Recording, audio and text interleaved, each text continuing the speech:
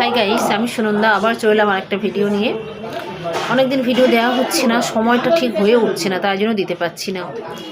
যাক, আজকে যেটা বলবো, আমরা যেটা মেয়েদের জন্য করি খোরপোশের মামলা।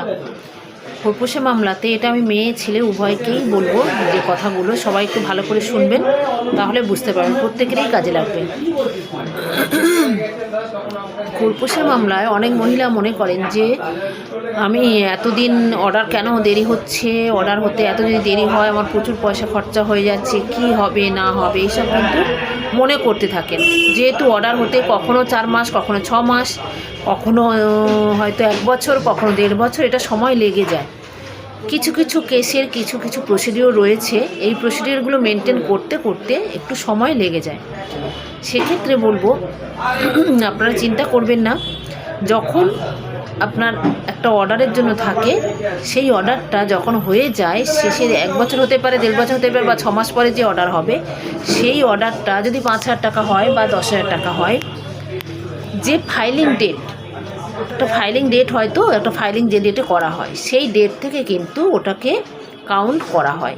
ঠিক আছে, যে হয়তো 7/2/7/2025 এরকম ডেটে হয়তো ফাইলিংটা হয়েছিল, আর হয়তো 2/12/2025 অর্ডার হলো, বা 2/12/2026 অর্ডার হলো। সেক্ষেত্রে এই যে সময়গুলো, এই যে মাসগুলো, এই মাসগুলো কিন্তু ওই যে টাকাটা হলো, সেই টাকাটা কিন্তু ওই মাসের সঙ্গে গুণ হবে। যদি 5,000 হয়, তাহলে যদি 7 মাস হয়, 5×7 35,000 টাকা, বা এরপরে যদি বাড়তে থাকে বা কম হয়, তাহলে সেইটা কিন্তু গুণ হয়ে সেই জায়গায় যে টাকাটা হবে, সেই টাকাটা কিন্তু অর্ডারটা হয়।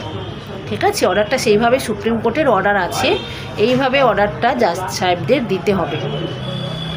এক্ষেত্রে ছেলেদের জন্য বলবো, যদি এই যে টাকাটা, অর্ডারের টাকাটা আপনারা একটা মিস কেস করে অ্যাপিলে যেতে পারেন, জজ কোর্টে যেতে পারেন।